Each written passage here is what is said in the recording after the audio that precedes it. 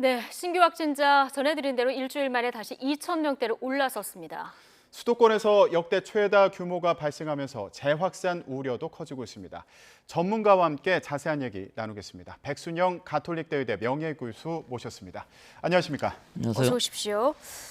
자, 주말 휴가 사라지는 수요일 되니까 여지없이 신규 확진자 지금 올라간 이런 상황인데 특히 지금 수도권 상황이 심상치 않습니다. 오늘 방역 당국이 수도권이 굉장히 위험한 상황이다 이런 얘기를 했거든요. 예, 사실 굉장히 위험합니다. 예. 특히 오늘의 숫자는 굉장히 중요합니다. 보통 화요일에서 수요일에 넘어갈 때 플러스 500명 정도, 500명에서 한 600명 정도인데 네. 사실은 주말에는 약간 적었지만 어제 확진자 수가 상당히 많아서 1,597명, 예. 453명 늘어나긴 했지만 오늘 2,050명이라는 숫자는 역대로도 네 번째거든요. 근데 특히 중요한 것은 수도권이 73.3%를 나타내고 있어요. 예. 1,476명 이것은 역대 기록이고요.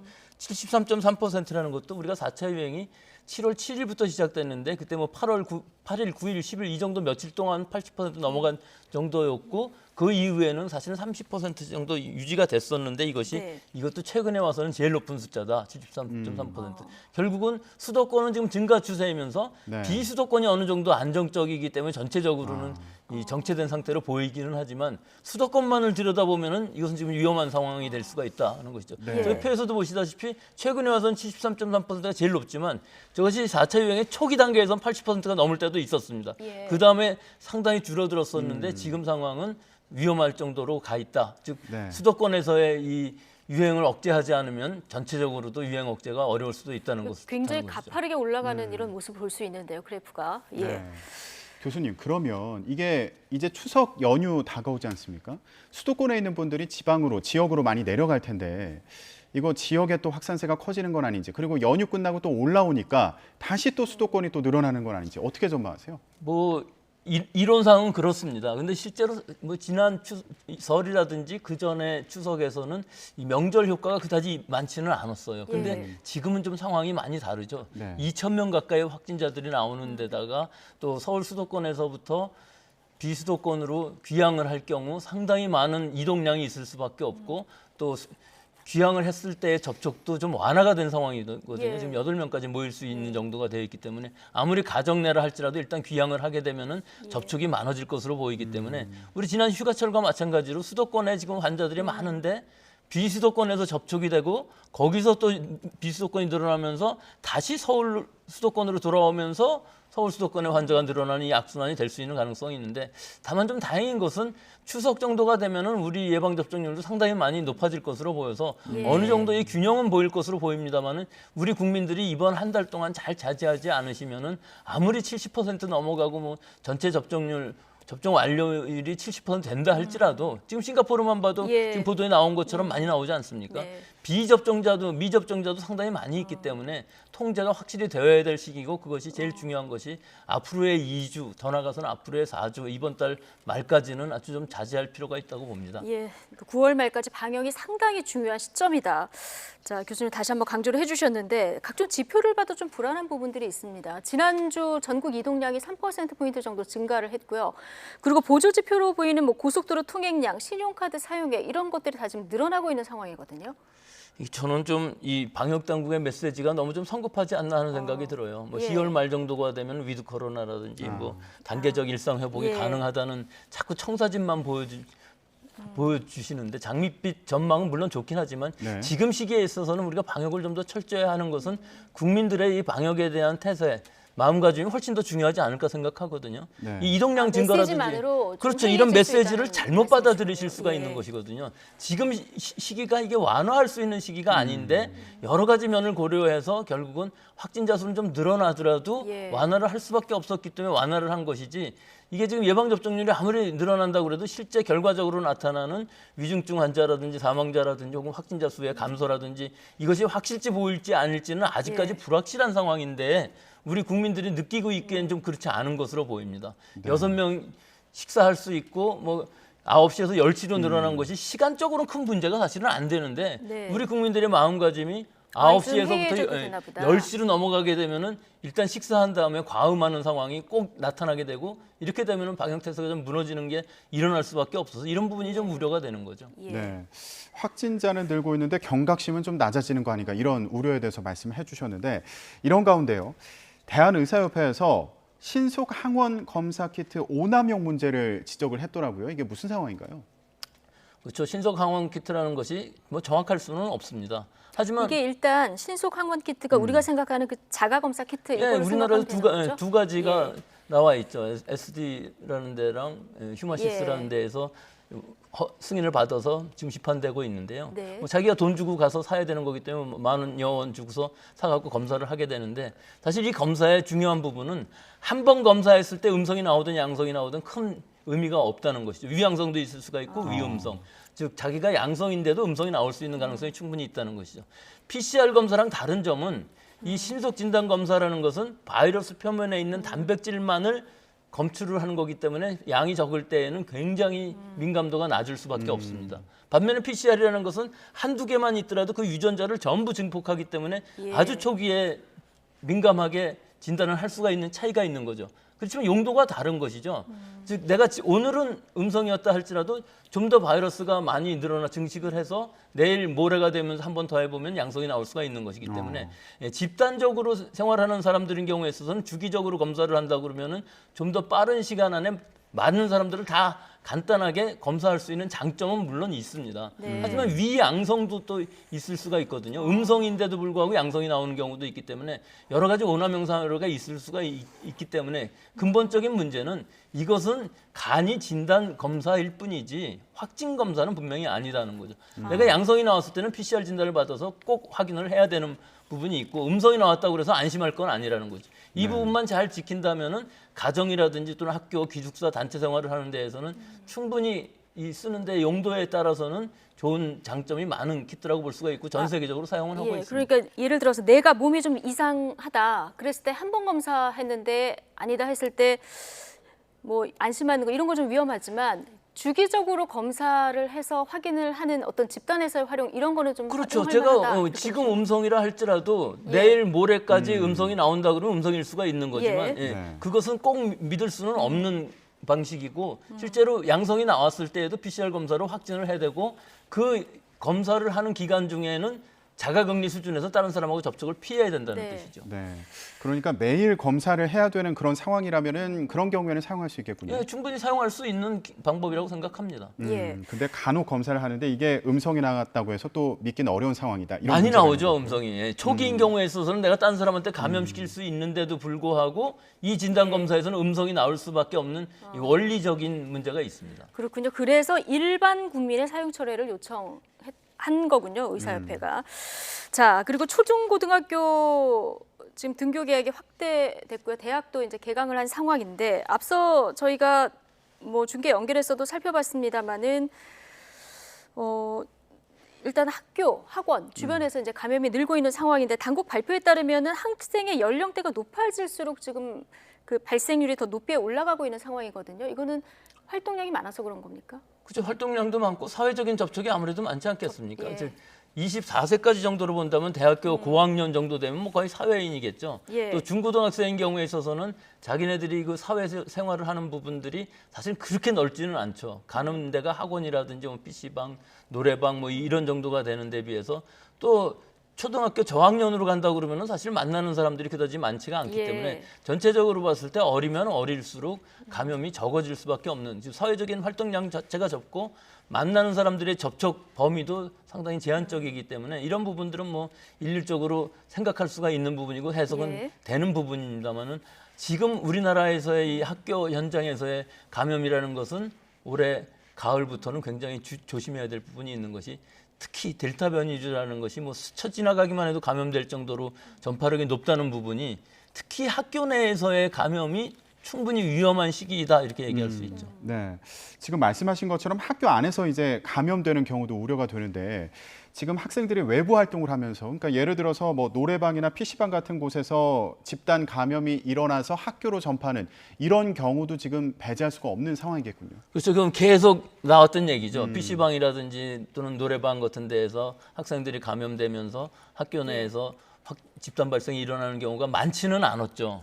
하지만 지금 델타 변이주라는 의미는 어린 아이들일수록 무증상 감염인 경우가 상당히 많은데 네. 자기 자신도 모르는 사이에 감염돼서 학교 안에서 학생들 사이에 있어서의 무증상 감염, 즉 우리가 일명 얘기하는 조용한 전파가 일어나면서 그 조용한 전파가 학교 밖으로 퍼져서 N차 감염, 사회적인 전체적으로 예. 감염자가 늘어나는 상황이 충분히 외국에서도 일어날 수 있는 상황이고 하물며 미국 같은 경우에는 이 어린아이들 예방접종까지도 마치는데도 불구하고 5배 이상 학교 내 감염이 늘어난다고 그러거든요. 네. 우리도 지금 개학하는 입장에서 보면은 지금까지의 방역 통제만으로는 충분치 않을 부분들이 분명히 있기 때문에 지금부터의 추세를 잘 살펴보면서 어떤 감염 경로가 있는지 또 학교 내에서의 그런 집단 발생 사례가 있는지 없는지를 꼭 모니터링을 해야 될 시기라고 봅니다. 예. 자, 그리고 코로나19 예방 효과를 좀 분석을 해봤더니 고등학생과 대학생 연령층에서 예방 효과가 상당히 컸는데 일단 뭐 수능 시험 보는 고등학생들 접종한 친구들도 있는데 고등학생이 대학생보다 더 그 예방 효과가 높더라고요. 어릴수록 좀 높다 이렇게 볼 수도 있는 측면일 것 같은데 자 그러면 곧 이제 12세에서 17세 접종도 시작되는 거 아니겠습니까? 이래서 이제 기대도 나오고 한편에서는 우려도 나오는데요. 교수님 어떻게 보십니까?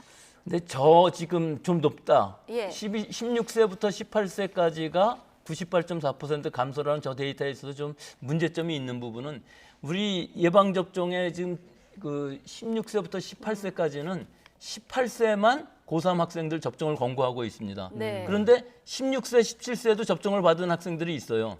접종 완료한 사람들이 13,000명 정도 되는데 수능을 봐야 되는 좀 일찍 학년을 올라가서 수능을 보는 그렇죠. 학생들만 맞았기 때문에 예. 그 정도이기 때문에 원체 모수, N수가 너무 적습니다. 표본이 적군요. 표본수가 너무 적어서 저것이 더 높다 얘기하기는 굉장히 어려운 부분이 있고요. 예. 실제로 전 세계적으로 봐서도 우리나라에서는 16세, 17세를 지금 예방접종하고 있지 않은데 12세부터 17세까지 접종을 했을 때 과연 이득이 얼마나 클 것이냐. 물론 이 어린아이들도 감염된 사람들은 장기적인 후유증이 나타날 수 있습니다. 중증으로 안 간다 할지라도. 네. 하지만 우리나라의 통계를 보면은 11,601명이 12세에서부터 17세까지가 감염이 되었는데 2명만 중증으로 가고 사망한 케이스는 없어요. 예. 그렇기 때문에 상대적으로 상당히 위험성은 낮다고 볼 수가 있거든요. 그런데 비해서 미국에서 890만 명이 12세부터 17세까지 접종을 받았는데 이 아이들 사이에 있어서 중증이 나타나는 확률이 863명, 퍼센트로 치면 약 2배 정도 됩니다. 예. 즉 감염 위험과 감염에 의한 그 예방하는 이득과 또 예방 접종에 의한 예방 효과 이 사이에는 사실 좀 이 균형점을 찾아야 될 필요가 있어요. 사회적으로 보면은 학교 내의 감염이라든지 집단 면이라든지 이런 것들을 막기 위해서는 분명히 필요한 사항입니다. 근데 예. 개인적에서 면에서 보면은 심낭면, 심근염 같은 케이스가 미국의 890만 명 중에서도 397명 정도가 감염이 되거든요. 특히 파이자 백신, 모더나 백신, 지금 mRNA 백신인 경우에 있어서는 이 연령대에 접종하는 것이 위험이 상당히 높을 수가 있어요. 그래서 네. 좀 더 고려를 해야 될 부분들이 생기는 것이고 부모나 본인이 동의를 해야만 접종을 받기 때문에 이것은 뭐 미국에서는 지금 너무 심각하기 때문에 의무화하겠다는 얘기도 나오고는 있지만 예. 우리나라에서는 아마 의무화는 하지 않을 것 같지만 이 mRNA 백신을 갖고서 어린아이들 접종하는 부분에 대해서는 좀 위험성이 아직까지 남아있다. 아, 좀 더 네. 논의해야 될 필요가 있다고 생각합니다. 그렇군요. 그럼 만약에 맞게 된다고 하면 그럼 용량 같은 경우는 어떻게 해야 용량은 되나요? 지금 같은 용량으로 하고는 같은 있습니다. 용량으로. 하지만 지금 모더나 백신 같은 경우에 있어서는 그 양이 상당히 많거든요. 예. 100 마이크로그램이나 되는데 실제 모더나는 12세에 이 권고가 되고 있지는 않은 승인 받고 있는 상황은 아니기 때문에 결국은 파이자로 접종을 하게 될 것으로 보이는데 우리나라의 경우만 한정해서 본다면은 이 파이자의 용량으로서 같은 용량을 하기는 하는데 이 부작용 사례와 이 이득을 어떻게 네. 지금 판단할 것인지 이 위해도 평가는 좀 더 해야 될 것으로 보이고요. mRNA 백신이 아니고 이제 다른 백신들이 만약에 허가를 예. 받는다면 큰 문제가 없을 수도 있습니다. 예. 즉 심근염 위험이 없어지기 때문에 그렇죠. 그렇긴 한데 미국의 결과들을 보면 미국 군인들도 심근염이 굉장히 많았거든요. 물론 사망 케이스는 그다지 많지 않지만 젊은 아이들 특히 남자일 경우에 있어서는 상당히 확률이 높아지기 때문에 뭐 사망까지는 안 간다 할지라도 우리나라에서도 신규년 사망 케이스가 한 명 있었거든요. 네네. 그러니까 이런 상황에서 보면은 좀 더 신중하게 검토를 해봐야 될 근데 필요가 있고. 아스트라제네카도 사실 젊은 층에 맞는 게 좀 위험하다 이러지 않았습니까? 예, 그 부분은 혈전하고 좀 많이 다른 것이 예. 이 아스트라제네카는 이제 12, 18세 사이에 승인되어 있지는 않습니다. 그렇기 예. 때문에 우리나라에서는 접종을 받을 가능성은 없는 것이고요. 알겠습니다. 예, 문제는 이 부분에 파이자의 위험성, 부작용의 위험성이 좀 어린아이들 사이에 높다. 이것을 고려해야 된다. 아이들이 맞는 것인 만큼 좀 세부적인 접근이 필요해 보이는군요. 네, 백신을 맞아도 부작용이 없는지 이 부분에 대한 연구가 더 필요하다는 말씀으로 이해가 됩니다. 자, 그럼 다음 주제로 넘어가 보겠습니다. 최근에 변이 바이러스가 확산하면서 돌파 감염이 되는 경우들이 늘고 있는데 그런데 재밌는 그 결과가 있더라고요. 교차 접종을 한 경우에는 이 돌파 감염 추정 그 비율이 발생 비율이 좀 낮다 이런 결과가 있는데 어떻게 봐야 됩니까?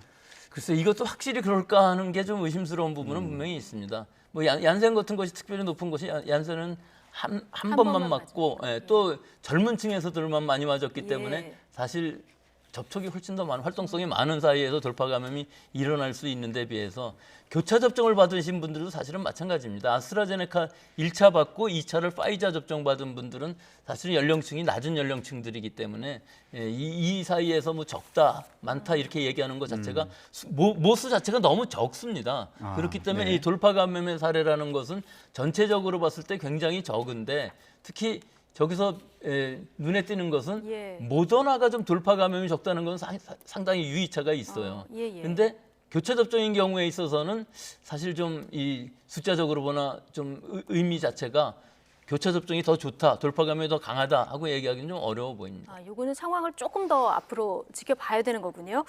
그리고 정은경 청장이 10월 말에 백신 접종이 완료되면 단계적 일상 회복 방안을 검토하겠다. 자, 어제 이렇게 얘기를 했는데 11월 초에 그러면 단계적인 일상 회복 검토할 수 있다. 자, 이게 이제 가능할 것인가 좀 봐야 되는데 앞서 교수님도 잠깐 언급해 주셨지만 싱가포르 같은 경우에 지금 접종 완료율이 88%.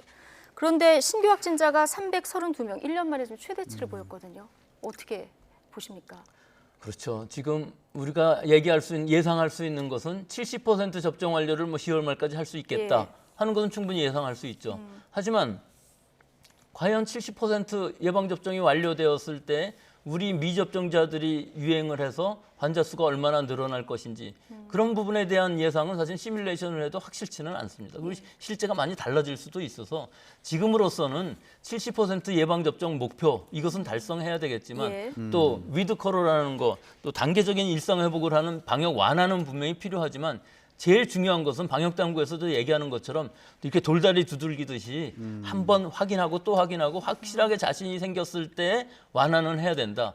즉 선제적인 방역 강화는 중요하지만 완화할 때는 좀 더 보수적으로 해서 확실하게 확인한 다음에 하나씩 완화를 해서 최종적으로는 실내에서 마스크를 벗는 것이 맨 마지막 단계이긴 하겠지만 이것은 영국처럼 이렇게 빨리 하면 안 되고 우리나라 상황으로 봐서는 아마 6개월 이전까지는 그렇게 안 될 것으로 보이고 그것을 우리나라에서 예방접종 받은 사람 실내에서 마스크 벗으라고 해도 아마 당분간은 쓰고 다닐 사람들이 훨씬 더 많을 것으로 보여서 지금 상황에서 위드 코로나라고 한다고 해도 과연 어떤 것이 위드 코로나의 종점이 될 수 있느냐 제일 중요한 것은 우리가 인원 제한 없이 또 시간 제한 없이 장소에 제한 없이 음식을 먹고 뭐 다 할 수 있다는 것이 최종적이긴 하겠는데 그거보다 사실은 더 중요한 것은 코로나는 종식은 분명히 어렵다는 것이죠.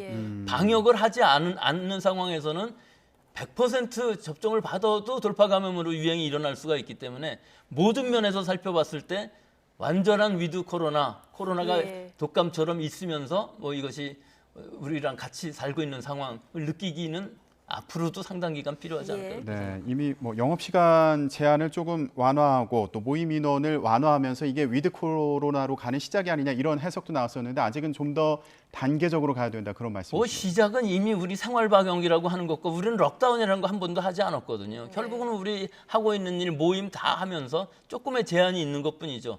하나씩 완화돼 나간 과정 중에서 우리가 실감할 수 있는 것은 사실은 영업 제한 같은 것들을 많이 풀어줘야만 영세업자들이 생활이 좋아질 텐데 이런 부분들이 과연 언제 풀 수 있는지 아직도 불확실한 부분이 분명히 있습니다.